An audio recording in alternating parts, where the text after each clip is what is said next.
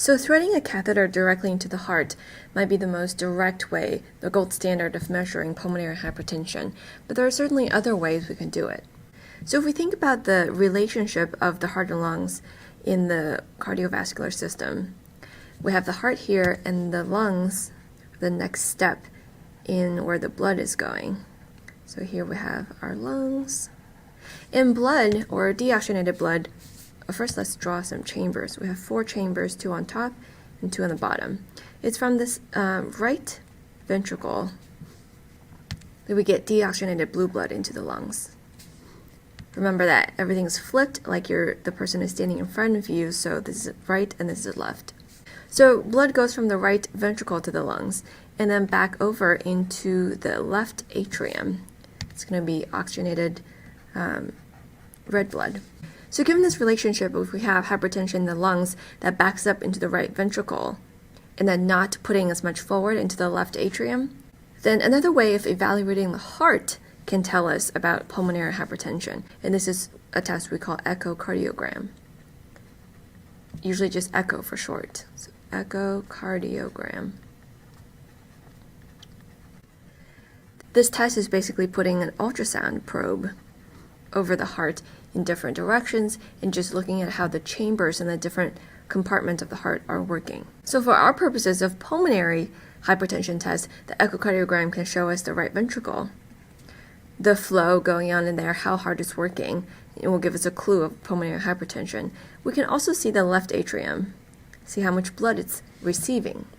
So this is a very powerful diagnostic tool in pulmonary hypertension is to look at how the heart is functioning. But an added bonus is that since we can see all parts of the heart, we can also see the left ventricle.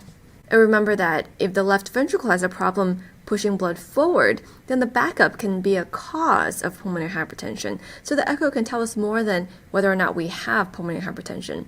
It can also give us a clue as to the reason. So it can tell us yes or no, pulmonary hypertension. But it can also tell us about cardiac function as a whole, which can give us another additional layer of clue as to why this patient has pulmonary hypertension. So that's the echo. And another test that we might do for patients, obviously done a lot with any pulmonary complaint, is the x-ray. The x-ray involves radiation, although for a chest x-ray it's not too bad. X-ray. And from the total picture we can see if the lungs are overinflated, if there are other clues of pulmonary disease, but specifically for hypertension. The vessels in the lungs, if they have chronic hypertension for a while, they become thickened. So for an x-ray, we can see the markings in the lungs along the pathway of the vessels and the kind of scarring and enlargement that happens over a period of time. Usually we should only be able to faintly see the pattern of the airways in the vessels, but when there's pulmonary hypertension, it can be really prominent depending on the degree. So an x-ray is very reasonable to start out with. Next, we have some tests that can tell us how the lungs are performing their job. So we can do an arterial blood gas. This analyzes the amount of oxygen and carbon dioxide in the blood, and the lungs are responsible for keeping that in balance. So this is not specific. So if we have a bad arterial blood gas, it can tell us that the gas exchange here is not efficient, not necessarily that they have pulmonary hypertension, but given the history combined with the blood gas, it can tell us how well the lungs are functioning, also how bad the hypertension is if they do have it. So along with the arterial blood gas, we can also do pulmonary function tests, which is a direct way to measure exactly what the lungs are doing and what it's capable of doing.